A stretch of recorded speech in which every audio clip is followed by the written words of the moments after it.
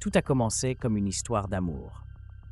L'une de ces histoires qui semble tout droit sortie d'un conte de fées, où deux âmes opposées se rencontrent et défient le destin pour être ensemble. Bella Swan, une humaine ordinaire, et Edward Cullen, un vampire immortel, ont vécu l'impossible.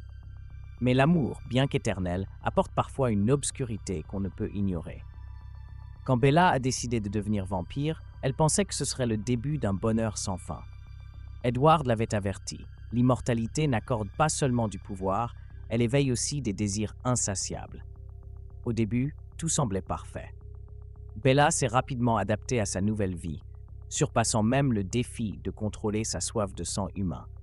Mais en elle grandissait quelque chose que personne, pas même Edward, n'aurait pu prévoir. Une ambition sombre et dangereuse.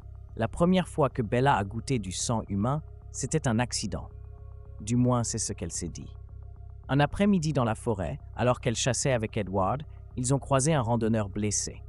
L'odeur du sang frais a empli l'air, et avant qu'Edward ne puisse l'arrêter, Bella a attaqué. Ce fut rapide, instinctif. Quand ses lèvres ont touché la peau de l'homme, elle a ressenti une vague d'euphorie et de puissance.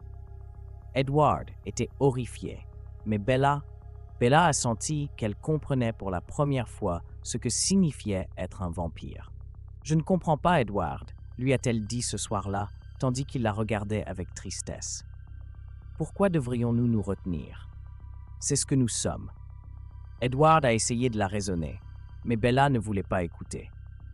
Quelque chose en elle avait changé. Au début, elle a tenté de cacher ses escapades nocturnes.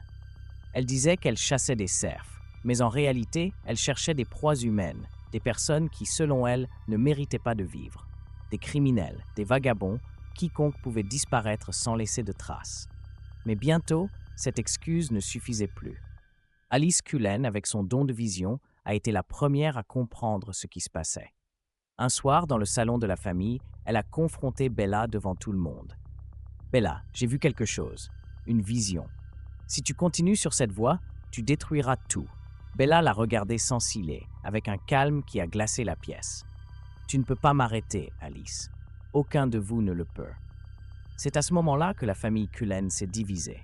Edward, désespéré de sauver la femme qu'il aimait, a tenté de rester à ses côtés, croyant qu'il pouvait la racheter.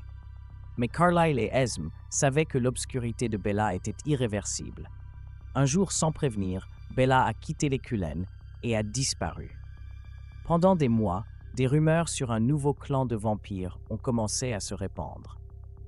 Ils étaient différents des Cullen. Ils ne se cachaient pas, ne prétendaient pas être humains.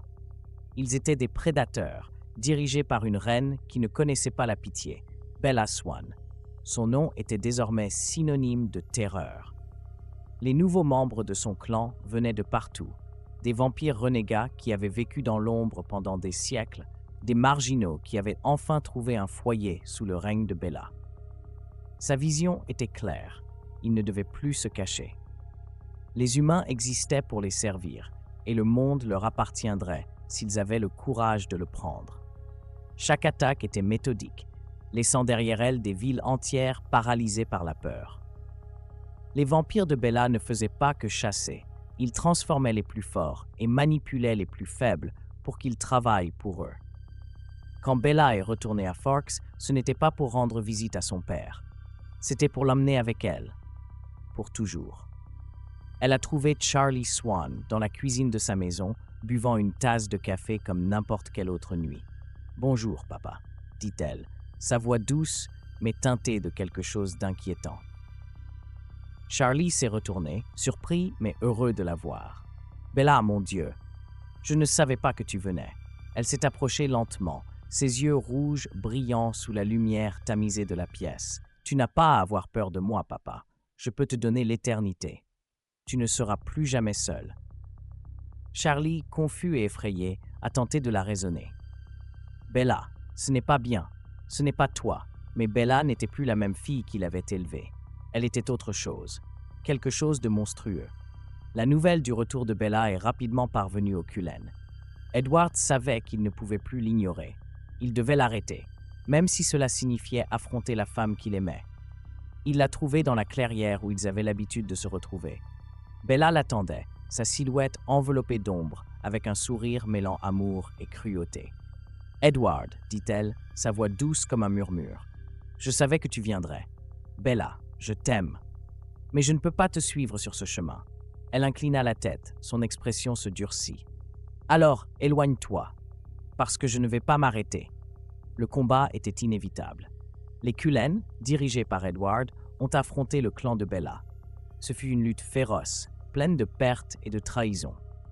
Quand Edward a finalement réussi à la coincer, ses yeux se sont remplis de larmes qui ne tomberaient jamais.